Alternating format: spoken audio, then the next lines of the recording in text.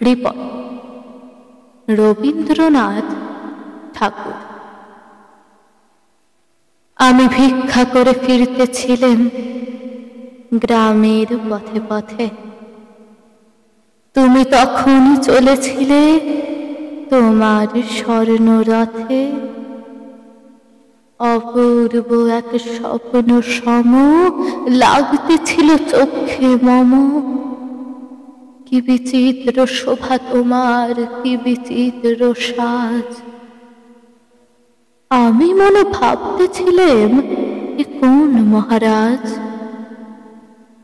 আজি শুভক্ষণে রাত পোহালো, ভেবেছিলাম তবে আজ আমারে দ্বারে দ্বারে ফিরিতে নাহি হবে। বাহির হতে নাহি হতে কাহার দেখা পেলেম পথে, চলিতে রথে ধনধান্য ছড়াবে দুই ধারে। মুঠা মুঠা কুড়িয়ে নেব, নেব ভারে ভারে। দেখি সহসা রথ থেমে গেল আমার কাছে এসে। আমার মুখ পানে চেয়ে নামলে তুমি হেসে। দেখে মুখের প্রসন্নতা জুড়িয়ে গেল সকল ব্যথা। হেন কালে কিসের লাগে তুমি অকস্মাৎ? আমায় কিছু দাও গো বলে বাড়িয়ে দিলে হাত। মুড়ি এ কি কথা রাজাধিরাজ, আমায় দাও গো কিছু। শুনে ক্ষণকালের তরে রইনু মাথা নিচু।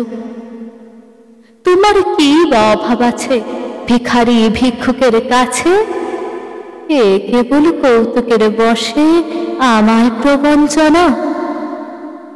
ঝুলি হতে দিলেম তুলে একটি ছোট কণা। যবে পাত্রখানি ঘরে এনে উজাড় করি, এ কি ভিক্ষা মাঝে একটি ছোট সোনার কণা দেখি। দিলেম যারা আজ ভিখারি রে, স্বর্ণ হয়ে এলো ফিরে। তখন কাঁদি চোখের জলে দুটি নয়ন ভরে। তোমায় কেন দিইনি আমার সকল শূন্য করে।